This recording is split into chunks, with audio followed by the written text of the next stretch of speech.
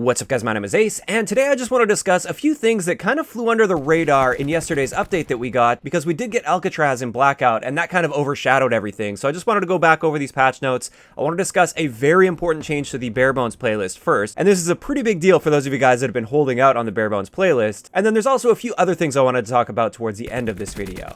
So let's first hop into this Barebones change. If you guys remember from last week, I did a video talking about the Barebones playlist and what I think about it, as well as some constructive criticism, and my biggest piece of criticism that I gave was that the healing cooldown time was just a little bit too slow, especially for those people that are used to using stim shot in the regular modes. So when they go to Barebones, it just felt far too slow. So in that video, I discussed the actual timings on the healing cooldown as well as the healing time.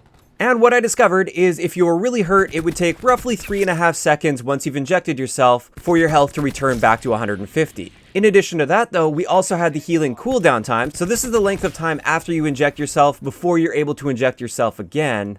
And this was very slow at about 7.3 seconds. When you do the math on that, if you're at the point where you just recently injected yourself and then you took some damage from an enemy but you won that gunfight, you won't be able to get all the way back up to full health again for roughly 10 seconds, which is extremely slow for the entire Call of Duty franchise. There hasn't been a Call of Duty game ever that has had that slow of healing. So in that video last week, I recommended that they keep the healing time itself the same at 3.5 seconds. I think that's totally fair and balanced. You don't want it to be too fast, otherwise things get a little too chaotic. But I wanted to see that cooldown time reduced a little bit, just down to roughly 5 seconds or so from that 7.3 seconds. Well, it turns out yesterday they actually changed this regeneration time for Barebones only, and it kind of slipped under the radar. They weren't clear about this at all in the patch notes. What they stated is with Barebones there's a new health gen UI, which doesn't really indicate that there was any actual gameplay change. They were just changing up the graphics for it. But they did in fact change up the gameplay aspect of the healing here. And I want to give a quick shout out here to a fellow YouTuber, JGod. He actually let me know that this happened. I had no idea that this happened because my main focus was with Alcatraz, and like I said, the patch notes weren't very clear on this. So without him tweeting me and letting me know that this health changed, it would have probably taken me a day or two before I realized that something happened. So I will leave a link to JGod's channel down below. He makes excellent content, so make sure you check that out. So now let's take a look at what exactly changed with the health regeneration within Barebones. And keep in mind, this is only in Barebones. This doesn't apply to the standard modes. Otherwise, it would completely throw off the balance between stim shot and not stim shot. But within Barebones, if you heal yourself now, you may notice that your cooldown meter doesn't start at the bottom anymore. It will start about a third of the way up. So this means your cooldown is going to be faster now within Barebones. And just like I was asking for and hoping for, this has now been reduced down to 4.8 seconds, or roughly 5 seconds, and this feels perfect to me. This feels like the perfect balance that I was looking for, where I didn't want it to go way too fast so things would become really chaotic, but at the same time I feel like pre-patch it was just too slow. This change really seems to hit that sweet spot. And I did also want to confirm for you guys, the actual healing time itself is unchanged. So that's the amount of time it takes after you inject yourself to reach full health, which is independent of that cooldown time. So that is unchanged, and I feel like this was just that perfect sweet spot that they hit. So for all of you guys out there, and I know there was a lot of you, I got a lot of comments saying this, that have been holding out on Barebones because they're so used to stim shot, and you just couldn't get over how slow the health regeneration time was. Make sure you give it a go now, and I think you'll be very pleasantly surprised. It's still not quite as fast as stim shot, but it's not at the point now where it's really feeling like it's holding you back in a lot of situations. So that's the Barebones change, which I think is awesome. It's exactly what I was hoping for, and I feel like it plays great. Now let's get into a couple other things that they mentioned within the patch notes that didn't necessarily change yet, but it does give us an indication of what we can expect in the near future with Black Ops 4. The first thing is next week we will be seeing Infected to PS4, so next Tuesday Infected will be coming. I'm hoping it doesn't replace Barebones. I really want to see Barebones stay as a permanent mode. I really hope the player base in Barebones is high enough for Treyarch to feel that it's worth keeping that mode permanently. But in either case, next week we're getting Infected, and I'm going to stay cautiously optimistic about Infected. I love Infected in Infinity Ward games. I feel like Infinity Ward really nails the Infected balance.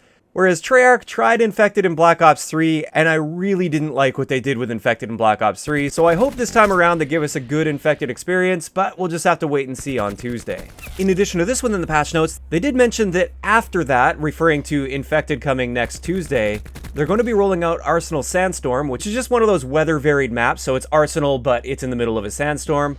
They mentioned that's coming after Infected, so that could mean later next week, or that could even mean like the week after or something like that. I'm not going to hold my breath on that one. But also something quite interesting and a little bit surprising that they mentioned here is with the launch of the next event, which is going to be on April 30th, they are going to be adding 3 new multiplayer maps. And this is interesting because with the launch of each event up until this point, for Black Ops Pass holders, we've been getting 2 multiplayer maps at the start of each event. Now, it has also been confirmed that we have 3 other events coming this year before the launch of the next Call of Duty game. And therefore, if we keep getting 2 multiplayer maps for Black Ops Pass holders for each one of these events, that will only give us 10 maps total. And they have guaranteed 12 maps for the Black Ops Pass. So that means for 2 of those events, we are going to be getting 3 multiplayer maps, and it looks like that's going to be starting with the next event that we're going to be getting after Grand Heist. So that's interesting to see. We're going to be getting 3 maps instead of 2 with the next event, which is nice to see because I feel like 2 maps at a time just isn't quite enough content to really get you excited to come back. But also, knowing that this event is going to be ending at the end of the month and the new event is going to be starting on April 30th, this also means that at some point between now and April 30th, we will have to be seeing the Mini 14 sniper rifle. This is something that was teased in the Grand Heist trailer. When you load up your game even, you have the graphic that pops up with Grand Heist. The Mini 14 sniper rifle is there, and also it was leaked in the game files. The Mini 14 sniper rifle is there, and it has to be coming out during Grand Heist because they've been advertising it as part of Grand Heist. And therefore, at some point within the next month, we will be seeing that Mini 14 sniper rifle, but we still don't know when or how they're going to implement that. I honestly thought we would have had it by now. I thought it was going to be last week that we'd be getting it, and that didn't happen. So I've kind of given up guessing the date that we're going to be getting it, but it does have to come before Grand Heist ends.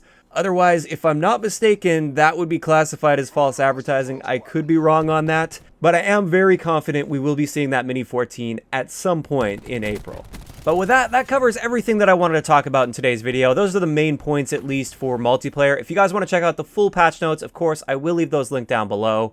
Once again, big shout out and thank you to JGod for letting me know about the health change in Barebones. And of course, I'd like to know what you guys are thinking about all this in the comment section below. I'm most interested in hearing your guys' opinions on this health change within Barebones. For those of you guys that were holding out because of a lack of stim shot, was this enough of a change to bring you over to Barebones? And for those of you guys that have been playing Barebones, do you think this was a good change for that mode? If you enjoyed the video, a like rating is always appreciated, and don't forget to subscribe for more if you haven't already. I'll talk to you guys next time.